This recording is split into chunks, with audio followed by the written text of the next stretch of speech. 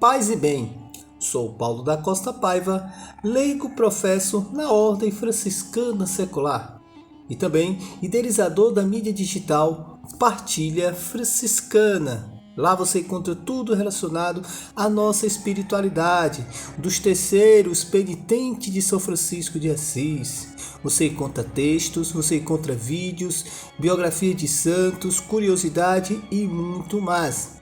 Aproveite e também faça o convite para conhecer nossas fraternidades espalhadas por esse mundo afora, há mais de 800 anos levando Cristo, a Boa Nova, na maneira de nosso fundador São Francisco de Assis, da forma simples, humilde e mas com muita alegria. Vamos dar continuidade à história da Ordem Franciscana Secular, que temos como texto base o do livro Manual para Assistência à Ordem Franciscana Secular e à Juventude Franciscana, livro produzido pela Ordem Franciscana Secular do Brasil. No capítulo anterior falamos sobre os fatos importantes do século XVI. Agora vamos falar sobre os fatos os fatos importantes também, só que agora do século 17 e 18. Vamos lá, né? Como já foi dito, no tocante do século XVI, também no século XVII, a Ordem Terceira continua apresentando características devocionais, mais do que penitenciais, e também de alguma coisa da moda, nas camadas socialmente elevadas. Modifica-se o hábito dos terceiros, que era o sinal de penitência, e aumenta o número de pessoas importantes que entram na ordem, reis e rainhas, nobres e eclesiásticos e políticos. Diminui, no entanto, a qualidade da vida cristã e evangélica, como também não se observava o aprofundamento espiritual. Chega a ter a fraternidade muito numerosas, 11 mil em Lisboa, só em Lisboa. E em 1664, 25 mil em Madrid. Na Bélgica, a Ordem Terceira tem nomes da aristocracia, deixando de lado o povo, de tal forma que os pobres são aceitos, mas não constituem a maioria. Em Roma, como em Nápoles, a nobreza é terceira franciscana. Aí você vê uma grande distorção, uma incoerência, uma total deturpação da essência penitencial franciscana dos primórdios. Não que existisse gente da nobreza ou burgueses, né? Mas eles não eram assim um movimento tão forte dentro dos penitentes. Existia alguns aqui e acolá ou dentro das fraternidades. Era mais comum as pessoas mais simples. Mas sempre teve desde os primórdios. Se você pesquisar as histórias dos santos, dos beatos, dos veneráveis na ordem, você vê que desde os primórdios já tinha a presença da nobreza, já tinha a presença do clero, né? De alguns comerciantes da época, mas não como essa febre que explodiu no século XVII e deturpando, adequando muita coisa a essa realidade da elite, né? da nobreza, ao ponto dos pobres, das pessoas mais simples e humildes, ter dificuldade de entrar, porque eram 2 classes, 3 classes, a gente não sabe como era as camadas que existiam dentro da Ordem Terceira, né? Mas infelizmente isso teve essa realidade. Os papas do século XVII promovem a Ordem Terceira Franciscana com as perspectivas de restauração católica e para corrigir os erros Ao mesmo tempo, a Ordem Terceira é um grande instrumento para a educação das classes dirigentes. Recorre-se aos ricos e poderosos para servir os pobres, para dirigir hospitais, gerir celeiros, cantinas e farmácias, colocar médicos, advogados e notários à disposição dos pobres. É aquela questão. Muitas obras de caridades já existiam, desde os primórdios existiam, né? Conseguiam patrocínios, e esses patrocínios vinham da classe elitizada, da nobreza e de burgueses também. E no século XVII não foi diferente. Eles aproveitaram da situação em benefício dos pobres, dar oportunidade a eles de viver verdadeiramente o evangelho e ser coerente. E não viver simplesmente de etiquetas, mas viver na prática, mesmo através da doação, mesmo através da caridade, por mais que eles tivessem alguma dificuldade em viver essa realidade penitencial. Quando vive uma dimensão ativa e social, a Ordem Terceira Franciscana conhece os momentos fecundos e cresce os membros da fraternidade.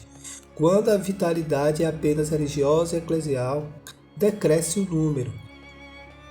Se é verdade que nos séculos 17 e 18 perde-se o sentido penitencial da ordem, também é verdade que das fileiras da Ordem Franciscana secular saíram homens e mulheres, fundadores e fundadoras de novos institutos religiosos que estão a dizer da força da regra da UFS, como forma de vida evangélica capaz de fermentar e santificar a sociedade e a cultura de todos os tempos.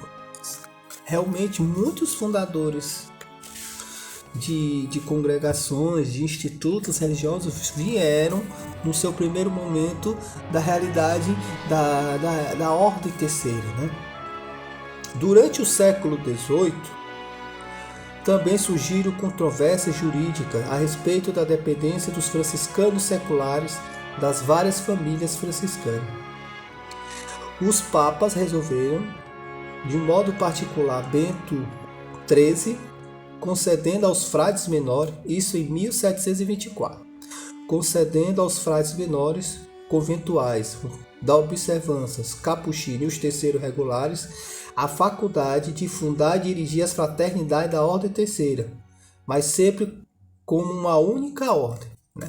Normalmente, quando uma ordem primeira iam evangelizar alguma região, uma das coisas que eles sempre fazem é de costume, acredito que façam parte até da constituição deles, fundar fraternidades terceiras, na qual eles também acompanham. A nossa, a que eu participo, que é a Fraternidade Sagrado Coração de Jesus, foi fundada no início do século passado, no século XX. Tem mais de 120 anos aproximadamente. E foi uma iniciativa dos frades capuchinhos, né? Então isso era de costume, desde o primórdio, né? E ficou mais forte, intenso no século XVIII, com a Ordem Papal. Mas essa história de franciscanos terceiros capuchinhos, terceiros conventuais, terceiros observantes não existe. A Ordem Terceira é uma só. Momentos particularmente delicados foram vividos pela Ordem Terceira na segunda metade do século XVIII e parte do século seguinte. O cesarismo, o absolutismo e o regalismo de Maria Teresa da Áustria proíbem a Ordem Terceira de receber novos membros, isso em 1776. Seu filho, José II, com o edito de 23 de setembro de 1782, suprime a Ordem Terceira sobre todas suas formas, justamente com as ordens religiosas que não se submetem a seu controle.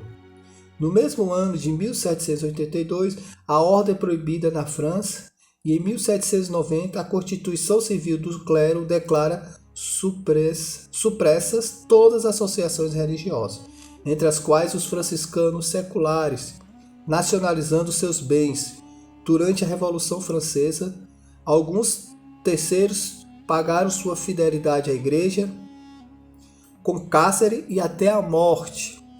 Napoleão, durante seu governo, volta a suprimir os terceiros franciscanos e as terceiras franciscanas em 1810.